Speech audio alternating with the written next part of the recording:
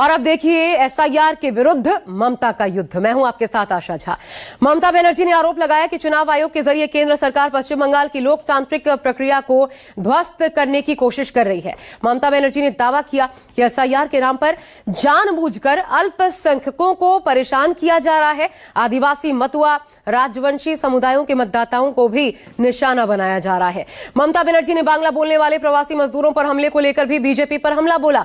इस सवाल के साथ कि अगर बीजेपी शासित राज्यों में बांग्ला भाषी लोगों पर अत्याचार हो रहा है, हत्याएं हो रही हैं, तो फिर बीजेपी किस मुंह से बंगाल के लोगों से वोट मांग रही है। लेकिन बीजेपी का कहना है कि ममता बनर्जी कोयला घोटाले की पोल खुलने के डर से घबरा गई हैं, क्योंकि ईडी ने सुप्रीम कोर्ट में भी ये बात रख दी है कि आईपैक ने कोयला घोटाले का पैसा इकट्ठा कर रखा है। আজকে সাধারণ মানুষ যাবে কোথায়? এমনকি ডোমিসাইল সার্টিফিকেট যেটা আমাদের রেজিস্টার্ড আছে সব জায়গায় অ্যাকসেপ্টেড হচ্ছে, বাংলায় বলছে হবে না।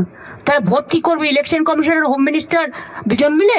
আমি আপনাদের পরিষ্কার বলি, আমার decision, I am dedicated of the people, by the people, for the people. মানুষের সাথে ছিলাম, আছি, থাকবো এবং মানুষের জন্য লড়াই জারি থাকবে। গণতন্ত্রকে প্রতিষ্ঠা করার জন্য, অন্যায়ের বিরুদ্ধে, অত্যাচারের বিরুদ্ধে, স্বৈরাচারীর বিরুদ্ধে, অটোক্রেসির বিরুদ্ধে, डेमोक्रेसी रक्षा করার জন্য। ईडी रेड मामले में सुप्रीम कोर्ट से मिले झटके के बावजूद ममता बनर्जी के तेवर में कोई नरमी नहीं आई। सिलीगुड़ी रवाना होने के पहले ममता बनर्जी ने कोलकाता एयरपोर्ट पर मीडिया को संबोधित किया। इल्जाम ये कि बंगाल के साथ अन्याय हो रहा है। चुनाव आयोग और गृह मंत्रालय की मिली भगत से बंगाल वासियों को परेशान किया जा रहा है। एसआईआर के नाम पर बंगाल में बकवास चल रहा है। चुनाव आयोग के अधिकारी अपने पद की मर्यादा और परंपरा भूल बैठे।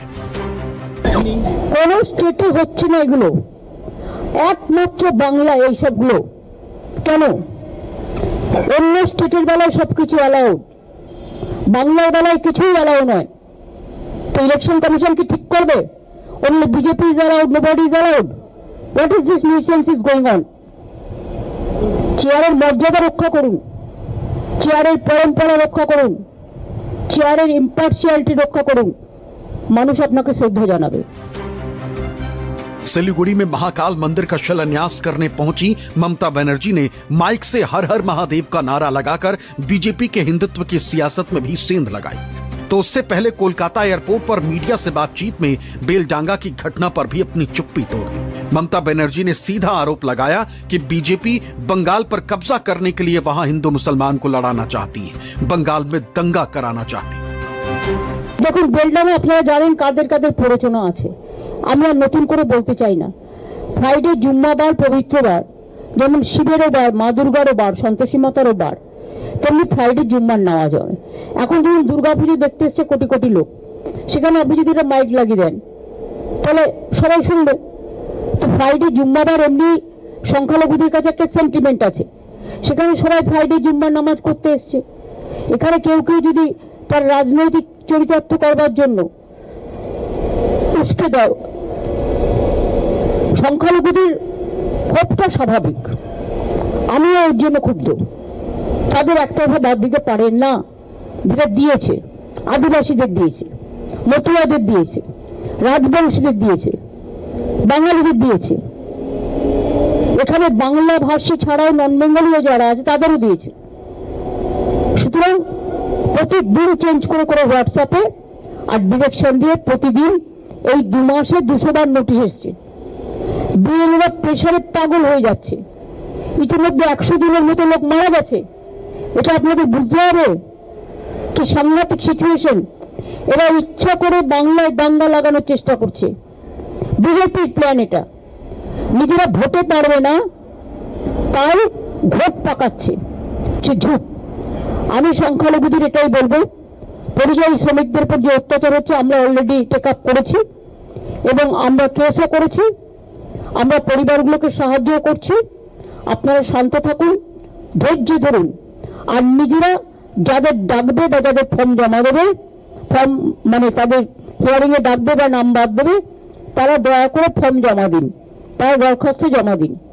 বাদ বাকি কোর্টে কেসও আছে, কোর্টের উপর ভরসা রাখুন, आशा करी मानुष विचार पावेन। हालांकि बीजेपी ने ममता बनर्जी को आईपैक दफ्तर में ईडी की छापेमारी का बचाव किया। दलील ये कि आईपैक ने कोयला घोटाले की मनी लॉन्ड्रिंग के पैसे इकट्ठा कर रखे थे। लेकिन ममता बनर्जी ने कहा कि ये जांच बीजेपी ने करवाई थी ताकि टीएमसी का डेटा चुराया जाए। মাইগ্রেন্ট লেবারদের উপর যে অত্যাচার হচ্ছে প্রত্যেকটা কেস আমরা টেক আপ করছি, এফআইআর হয়েছে প্রত্যেকটা, আমরা অ্যারেস্ট করব, অ্যারেস্ট আমরা করছি এবং করব। মাইগ্রেন্ট ওয়ার্কার যাদের উপরে অত্যাচারিত হচ্ছে সব পরিবারকে আমরা সাহায্য করছি, করব, কিন্তু যা করছে সেটা অন্যায়। এবং এটা তাহলে বিজেপি বাংলায় কি করে বলে যে আমাদের ভোট দিন, যেখানে অন্য রাজ্যে বিজেপি আছে, বাংলা বললেই তার উপর অত্যাচার করা হচ্ছে, সেখানে তারা কি করে আশা করে যে বাংলার মানুষ ওদের পাশে থাকবে? নির্লজ্জের দল একটা। बंगाल सरकार के द्वारा जिस तरह से बर्बरता पूर्वक ईडी के अधिकारियों को रोकने की कोशिश की गई, वो मामला कल सुप्रीम कोर्ट में सुनवाई थी और सुप्रीम कोर्ट में माननीय उच्चतम न्यायालय ने जो टिप्पणी की है उससे बहुत गंभीर सवाल खड़े होते हैं।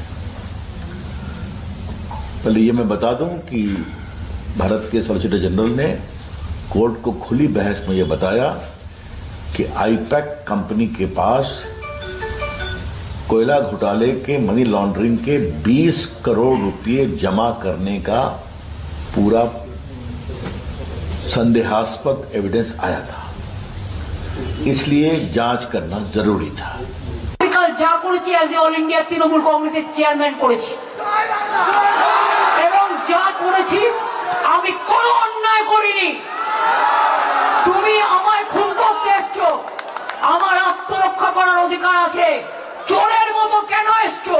তুমি চুরি করে সব মানুষের এসআইআর এর ডাটা তুলে নিয়ে যাচ্ছিলে। তুমি আমার বিএলএ 1 এর ঠিকানা, বিএলএ 2 ঠিকানা, সাধারণ মানুষের দরখাস্ত, তুমি সমস্ত ডেটা আমার অফিস থেকে চুরি করছিলে, যে অফিস আইপ্যাক কে আমরা অথরাইজ করেছি। তোমরা তো 6টা থেকে ঢুকেছো, আমি তো গেছি 11:45-এ, 5.5 ঘন্টা সবই তো চুরি করেছো, বাকি কিছু রেখেছো? बीजेपी ने यह भी दावा किया कि कोयला घोटाला 3000 करोड़ रुपए का घोटाला है और तृणमूल कांग्रेस के शासन में यह घोटाला बहुत ज्यादा बढ़ गया है। लेकिन ईडी की छापेमारी के अगले दिन ही ममता बनर्जी ने दावा किया कि कोयला घोटाले के सारे पैसे शुभेंदु अधिकारी ने वसूले हैं और उन्हें दिल्ली भेजा। आपको मालूम है कि लगभग 3000 करोड़ रुपए का ये कोयला घोटाला है बंगाल में, जिसमें मनी लॉन्ड्रिंग, वहां कोयला जाता है, स्मगलिंग होता है और बाद में विदेश से उसको वापस लेते हैं, हवाला के थ्रू मनी लॉन्ड्रिंग होती है। क्योंकि मैं पूर्व में देश का कोयला खान मंत्री रहा हूं, तो बंगाल में कोयले खान में क्या क्या होता है इसकी काफी जानकारी मुझे है। लेकिन तृणमूल कांग्रेस में ये बहुत आगे बढ़ गया, प्रशासन तो उनका होता है, तो ये जांच चल रही थी। বলছে কয়লার টাকা কে খায়? অমিত শাহ খায়, হোম মিনিস্টার। কি করে খায়? গদ্দারের থ্রুতে টাকা যায়। গদ্দার অ্যাডপ্টেড সন হয়ে গেছে। জগন্নাথের থ্রুতে টাকা যায় শুভেন্দু অধিকারীর কাছে, আর শুভেন্দু অধিকারীর থ্রুতে টাকা যায় অমিত শাহর কাছে। শুনুন, আপনাদের ভাগ্য ভালো এখনো যে আমি চেয়ারে আছি বলে না ওই পেন ড্রাইভ গুলো বাইরে বের করে দিই না। বেশি লাগালে কিন্তু বলে দিচ্ছি আমার কাছে সব পেন ড্রাইভ করা আছে, আমি কিন্তু ভান্ডা ফাঁস করে দেবো। আমি একটা জায়গা পর্যন্ত সৌজন্যতা মেনটেন করি, বাট মনে রাখবেন লক্ষণের সীমারেখা একটা আছে, দণ্ড কাটা একটা দণ্ডি আছে। লক্ষ্মণের দণ্ডি পেরিয়ে গেলে কিন্তু আর সামলে রাখতে পারবেন না। আমি অনেক কিছু জানি, বলি না শুধু দেশের স্বার্থে। আমি মুখ খুললে কাল সারা পৃথিবীতে হইচই হবে, কিন্তু আমি করি না, দেশটাকে ভালোবাসি বলি। उनका साथ जो आईपीएस आईएएस ऑफिसर है उनको भी कानूनी तरीके से उनको खिलाफ एक्शन होना चाहिए। ये शर्म का बात है। बंगाल से बहुत बड़ा बड़ा नेता देश को लीडरशिप दिया, बहुत बड़ा बड़ा नेता, उमेश चंद्र बनर्जी से लेकर नेताजी सुभाष चंद्र बोस तक, स्वतंत्रता का बाद डॉक्टर विधान चंद्र राय से लेकर बहुत सारे बड़ा बड़ा नेता बंगाल से बसा हुआ है।